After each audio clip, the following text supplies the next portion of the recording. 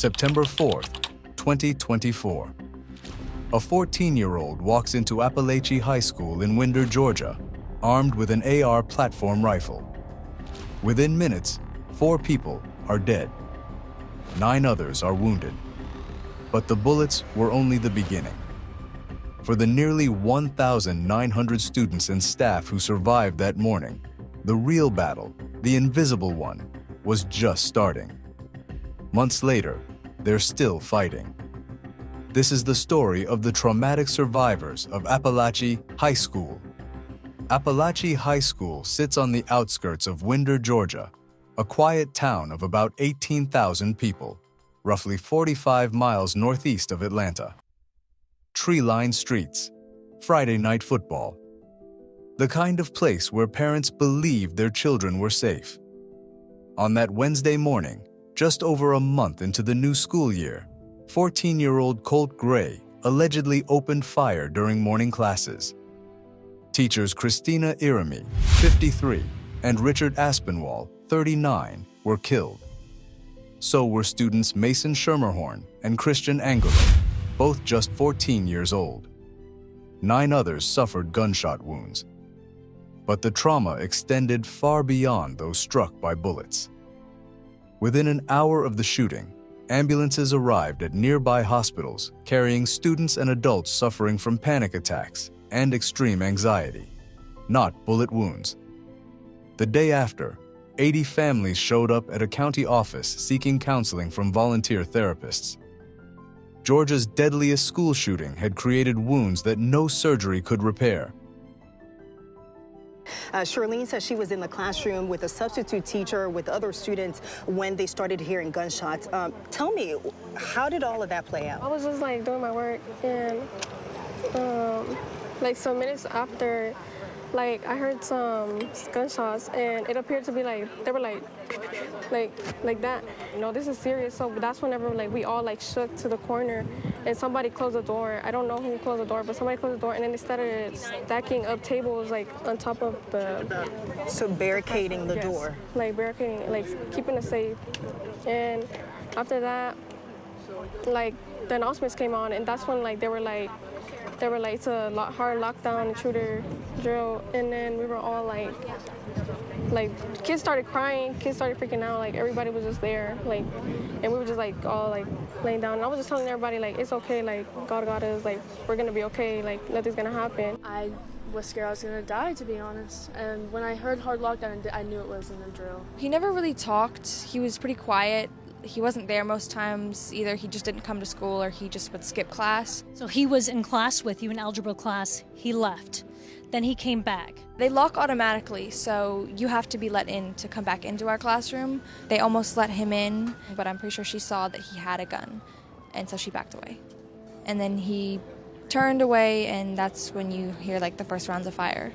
The red alert popped up on the screen, and then a light went off. And it sort of hit me what was happening, went into a corner. The teachers were a little bit panicked, but they held themselves. They got us in the corner. And then everyone ducked behind desks, and the teacher was like flipping tables and stuff and barricading the door. And then that's when I texted my mom and my dad. I was like, I love you guys if anything happens. After a while, the police came in. They like kicked down the door. They're just asking if everyone was okay. Keep your head up, keep your head up. He knocked on the door. I went up, I saw him holding a bag and just pulling the gun out. I'm not sure what kind of bag was it, but I seen him pulling it out of a bag, and like the gun was so big. Like I always look out the door before I open it. It's just like it's a habit my mom taught me. But as her teacher instructed her to let him back in, she said, I know he has a gun. If I would have opened the door, then like he would have got every single one of us in that class. And I don't want me, my teacher, my friends in the class, and my other classmates, I don't want none of us to get hurt. So I just didn't go. Like I thank God that I did not open that door. Colt shot my teacher multiple times. He had to drag our teacher's body and fully into the classroom. We heard him take his last breath. I've been trained what to do, like give CPR and other stuff, but I couldn't because I couldn't help him. So I ended up having a seizure. Taylor Jones was 14 years old when a bullet tore through her body, shattering her femur and damaging her arteries. she was airlifted to Grady Memorial Hospital in Atlanta, where trauma surgeons fought to save her life. A tourniquet applied in the field bought precious time. She spent over 30 days in intensive care, followed by additional treatment at Children's Hospital. 1 year later, Taylor returned to Grady to thank the doctors who saved her. Every day I came to see you, the most important discussion was who was going to bring the chicken. She was walking again, slowly, with ongoing physical therapy, and had set a goal to become an EMT, to help others the way first responders helped her. But the mental wounds remained raw. "Something in me won't let me hate him," Taylor said of the shooter. "But I'm just so angry at him because we didn't do anything to him." Natalie Griffith, 15, was shot twice, once through her upper arm and once through her wrist. The bullet that hit her arm traveled across her chest before exiting. Her algebra teacher, the same teacher who had inspired her to actually do homework, helped shield her and other students from further injury. Natalie underwent multiple surgeries, including a full reconstruction of her wrist.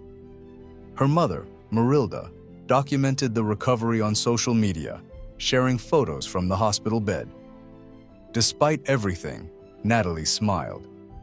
The positivity of Natalie is beyond any words could express, her family wrote. When Apalachee reopened 3 weeks later, Natalie was there. "It felt good to be back," she said. Melanie Garcia, a freshman, took a bullet that shattered a bone in her arm. Multiple surgeries followed.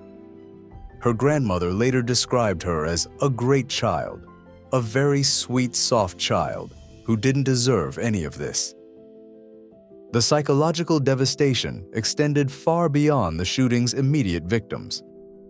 Studies have shown that communities experiencing fatal school shootings see stress-related emergency room visits increase by 14%. Antidepressant prescriptions among youth spike and remain elevated for at least 5 years. Even before the shooting, Apalachee High School students were struggling. A Georgia Student Health Survey revealed that nearly 200 of 1,725 respondents had seriously considered attempting suicide in the prior year.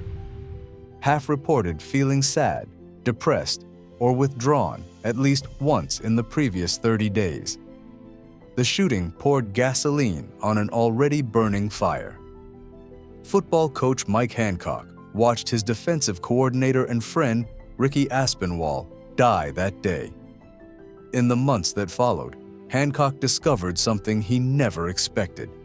He had depression and PTSD. "I was struggling. I was battling," he admitted. "I didn't know I had depression. I didn't know I had PTSD. As a 50-something-year-old male, those things didn't happen to me. Or so I thought." He stayed home from work some days, lying to his wife, pretending he was fine. Eventually, he sought help from a Christian counselor. Sitting down and talking to someone, that's what made the difference. 1 year later, Hancock still couldn't bring himself to return to Apalachee's campus. "Time heals all wounds," he said, "and there'll be a time when I have to go back."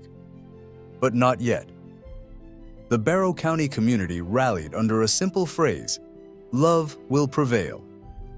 Vigils filled local parks. Churches opened their doors for counseling. Therapy dogs roamed school hallways when classes resumed. Survivors connected with victims from other mass shootings, Uvalde, Las Vegas, Parkland, through organizations like Victims First, finding empathy from those who understood their pain. But healing required more than comfort. Students formed Change for Chi, an advocacy group pushing for legislation that would penalize gun owners whose firearms are used to harm others.